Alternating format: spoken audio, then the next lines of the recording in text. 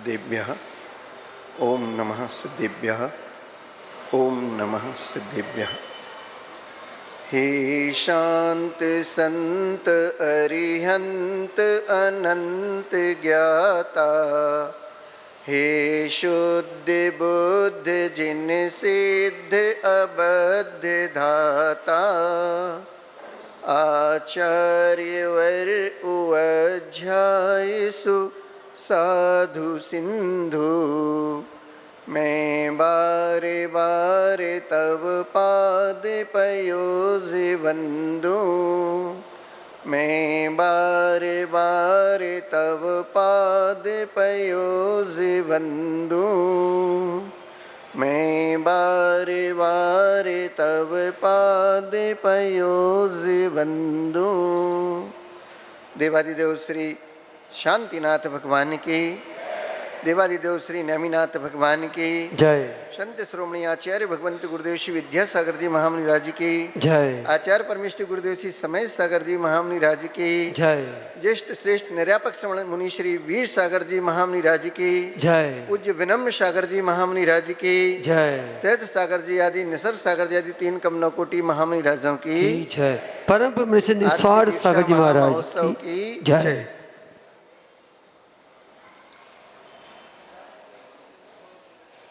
नदी कभी अपना जल नहीं पीती है, नदी कभी अपना जल नहीं पीती और वृक्ष कभी अपने फल नहीं खाते हैं। गाय अपना दूध कभी नहीं पीती है। उसी प्रकार सज्जन पुरुषों का जो जन्म हुआ करता है वो भी अपने लिए नहीं हुआ करता, शव पर के कल्याण के लिए हुआ करता है। आज का यह पावन दिवस हमें इसी की याद दिलाता है। प्रभु नेमिनाथ भगवान का जन्म और तप कल्याणक है। क्यों बना यह जन्म और तप कल्याणक? क्योंकि जब प्रभु बारात लेकर राजुल से विवाह करने जा रहे थे और जब बारात जूनागढ़ पहुंच रही तो वहां पर नारायण के मन में एक विकल्प आया, विचार आया कि कहीं ऐसा ना हो कि ये आगामी महापुरुष तो हैं, तीर्थंकर बनने वाले हैं, ऐसा ना हो पहले पूरे राज्य पर अधिकार कर लें और मैं इनके अधिकार में रह जाऊं।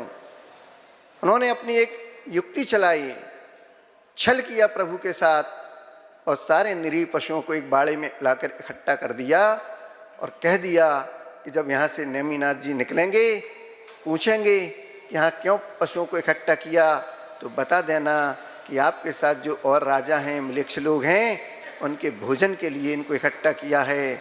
बस ये युक्ति काम कर गई और प्रभु को जैसे ही बताया गया, जब वो निकले वहाँ से, तब प्रभु सोचते हैं कि कैसा ये मानव का मन, कैसे मानव का जीवन निरीह पशुओं को खाकर अपना जीवन चलाते हैं।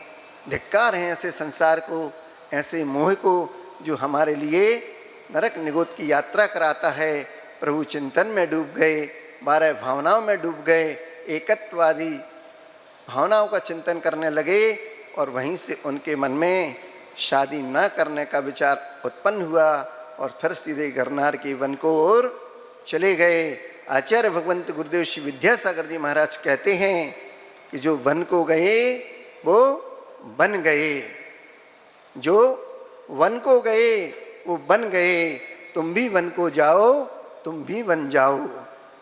ये आचार्य महाराज की पंक्तियां हैं। आज वो पूज्य मुनिश्री के जीवन पर चरितार्थ होती हैं। थोड़ा सोचा था सुबह कि मैं भी कुछ अपने उद्गार अपने ज्येष्ठ मुनिराज के चरणों में रख दूं। दीक्षा दिवस में तो बोलना होता नहीं, अनुभव हुआ किया जाता है।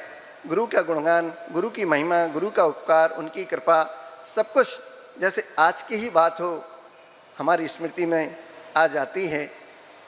तो जो वन को गए वो बन गए, तुम भी वन को जाओ, तुम भी बन जाओ।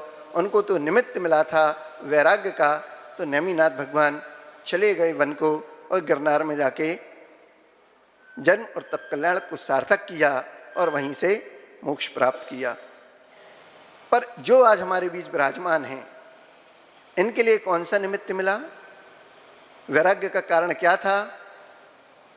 बताया था ना कि दर्शन करने आचार्य महाराज के पास जब पहुँचे थे तो देखा था कि आचार्य महाराज उपसर्ग और परीक्षाओं को सहन करने वाले ऐसे श्रवण राज हैं जिनको सैकड़ों मच्छर काट रहे थे, शरीर पर लगे हुए थे, लेकिन आचार्य महाराज एक भी मच्छर को नहीं हटा रहे थे, उस उपसर्ग को, उस परिचय को सहन कर रहे थे, क्योंकि ये मार्ग ही मोक्ष मार्ग का उपसर्ग और परिचयों का ही मार्ग हुआ करता है। बंधुओं, उपसर्ग और परिचय के मार्ग में एक आचार्य महाराज के जीवन का संस्मरण, जब जबलपुर से आचार्य महाराज अमरकंटक की ओर जा रहे थे तो रास्ते में डिंडोरी पड़ता है, लगभग 150 किलोमीटर का बिहार हो चुका था। अमरकंटक वहाँ से 85-90 किलोमीटर बचा है। वहाँ से बिहार किया जब आचार्य महाराज ने, तो 20 किलोमीटर के बाद आगे गोरखपुर नगर पड़ता है। वहाँ पर आचार्य महाराज के पैरों में छाले हो चुके थे, पैर रखना मुश्किल हो रहा था, फिर भी गुरुदेव पद विहार करते हुए आगे बढ़ रहे थे। रात्रि विश्राम वहाँ पर हुआ और रात में हम दो महाराज और मैं ब्रह्मचारी अवस्था में गुरु महाराज के कमरे में विश्राम करने के लिए पहुँचे थे। सामायिक के उपरांत डिंडोरी के डॉक्टर साहब हैं, गुरु भक्त हैं, आए और वैयावित्ति का निवेदन करने लगे। तो बताया कि गुरुजी के पैरों में छाले हैं, गुरुजी नहीं हाथ लगाने देंगे। नहीं माने, अंतुगत्ता थोड़ा सा दर्शन की भावना से अंदर तक पहुंच गए, थोड़ा प्रकाश किया और बैठ गए गुरु चरणों में। आचार्य महाराज की सामायिक से जब निवृत्त हुए, बैठे तो देखा सामने श्रावक हैं, नमोस्तु किया, प्रार्थना की, भगवान एक बार पैर देखना चाहते हैं। आचार्य जी मुस्कुरा दिए, बोले क्या करोगे पैर देख के, और आशीर्वाद दे के संतुष्ट करने का प्रयास किया। पर भक्त तो भक्त है, और भक्त जब अपनी पर आ जाता है तो भगवान को भी माननी पड़ती है बात। आचार्य महाराज उस भक्त की भावना को समझ रहे थे, लेकिन आचार्य महाराज का अलग सोच था और भक्त का अलग सोच था। फिर भक्त ने हाथ जोड़े, आंखों में अश्रु भरे और एक गीत प्रारंभ किया। वो गीत था, ओ राही रुक जाना नहीं, कांटों पर चलकर ही तुझे मिलेंगे फूल बहार के। ओ राही, ओ राही। जब आचार्य महाराज ने वो उस गीत को सुना, धीरे से पैर को आगे कर दिया। पैर को आगे किया तो डॉक्टर साहब थे, धीरे धीरे वो अपने साथ को सामान लिए हुए थे, तो आचार्य महाराज के पैर से धीरे धीरे कुछ उन्होंने प्रयास किया उस कंकड़ को निकालने का। तो बिल्कुल छोटी जो कंकड़ होते हैं, गिट्टी की छिरी जिसको आप कहते हैं, दोनों पैरों के छाले से लगभग 35 के आसपास दोनों पैरों के छालों से वो कंकड़ निकाले गए थे। और फिर उसके बाद उसमें कागज़ का टेप लगाया था कि रात में निकल जाए। सुबह ये लग रहा था कि एक पैर रखना मुश्किल हो रहा है आचार्य महाराज को, दोनों पैरों में छाले हो चुके हैं, गड्ढे हो चुके हैं। अब कल का बिहार कैसे होगा? ना हो तो आहार भी यहीं करेंगे। एक आहार हुआ, आचार्य महाराज रुके।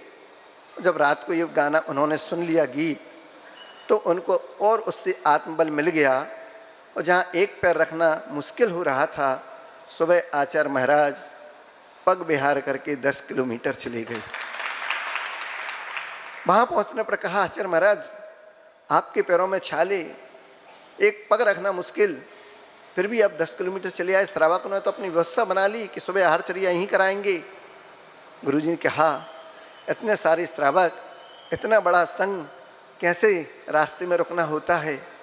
विश्राम तो हो सकता है, पर पूर्ण विश्राम तो मंजिल पर ही हुआ करता है। और वो मंजिल की ओर बढ़ गए।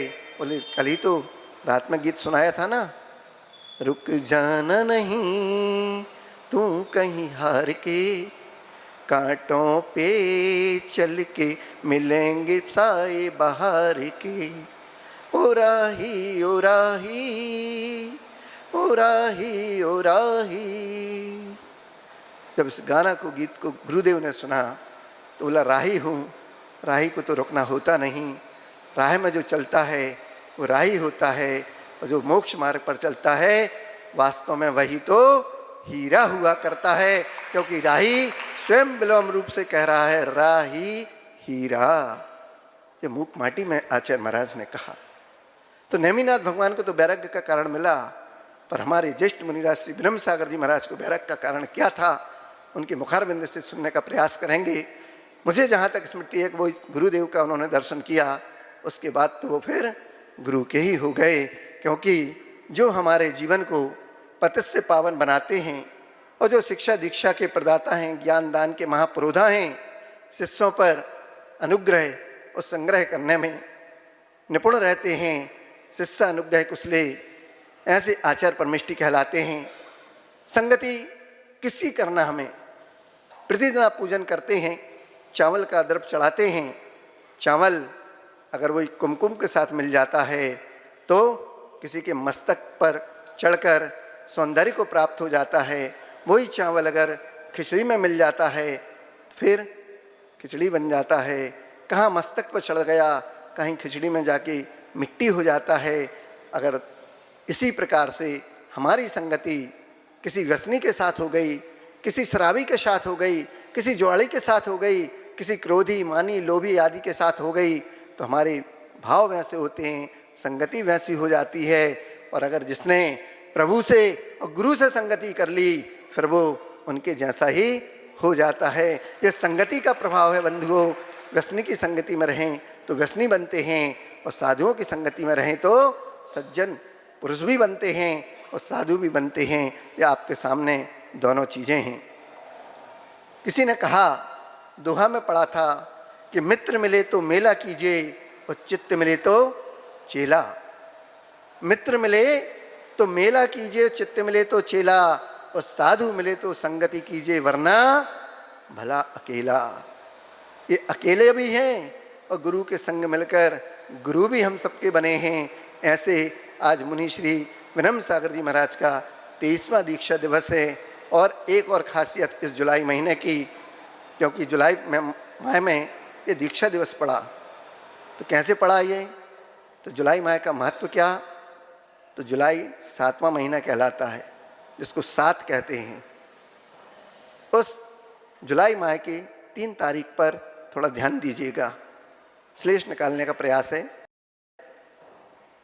1-7, 7वां महीना है जुलाई, तारीख 1-7, 1-7, 2-7 अकेले विनम्र सागर जी मुनि महाराज 1-7, 2-7 मुनि श्री निसर्ग सागर जी और मैं 2-7, 7-7 क्षुल्लक जी भी है ना, 2 मुनिराज 1 क्षुल्लक जी, पूज्य विनम्र सागर जी महाराज के 7-7। फिर तारीख आती है 13-7, 13-7 गुरुदेव का मिला, हमारे पुरोधा बने, अग्रज बनकर हम सबको अपनी वात्सल की छाँव में रखें। आज का वह पावन दिवस दयोदय तिलवारा घाट का साक्षीता में देखी दीक्षा, उसमें पूज्य ज्येष्ठ निर्यापक श्रमण वीर सागर जी महाराज उस 25 मुनि दीक्षा के पुरोधा, अग्रज महामुनिराज अंतिम मुनिराज सहज सागर जी और बीच में पूज्य विनम्र सागर जी महाराज, हम सबके गणनायक बनकर आपके इस बागड़ क्षेत्र में बैठकर धर्म की गंगा बहा रहे हैं। जिनका वात्सल, जिनकी कृपा और जिनका व्यवहार एक विनम्रता का कोई परिचय का नहीं है, सबने देखा है उनका वात्सल कैसे हुआ करता है। उनके शब्दों में मैं तो ये कहूँगा कि सादगी से बढ़कर कोई श्रृंगार नहीं हुआ करता है। पूज्य श्री के चरणों में, क्योंकि समय का भी हमें देखते हुए करते हैं काम, तो पूज्य श्री के चरणों में कह रहा हूँ कि सादगी से बढ़कर कोई श्रृंगार नहीं होता और विनम्रता से बढ़कर कोई व्यवहार नहीं होता। होते हैं संत हजारों दुनिया में, मगर हर संत विनम्र सागर जैसा नहीं होता, हर संत विनम्र सागर जी जैसा नहीं होता। क्योंकि दीक्षा महोत्सव है और दीक्षा के लिए कहा गया है कि मिथ्यात्व का हो बमन और कसायों का हो समन। मिथ्यात्व का हो बमन और कसायों का हो समन, इंद्रियों का हो दमन और प्रभु भक्ति में लगा दो अपना मन। इसी का नाम दीक्षा हुआ करता है। बंधुओं, आचार्य महाराज से जब इंदौर से पूज्य श्री के चरणों में भेजा गया तो मात्र आचार्य महाराज ने एक ही संकेत मुझे दिया था। सभी शिष्यों को आचार्य महाराज कहते हैं, जो बाहर रहकर धर्म प्रभावना कर रहे हैं, गुरु आज्ञा में हैं, कि वन से सह बचा, वन से सह बचा, सह से वन पूरक बनो। घना जंगल है तो लोग पेड़ नहीं काट पाते। क्यों? जंगल में शेर है, हमला कर देगा, हमको मार देगा। तो वन से सह बचा, सह से वन। जंगल में शेर है, पेड़ है, घना जंगल है, तो सह भी बच गया। मार नहीं पाते लोग, शिकार नहीं कर पाते।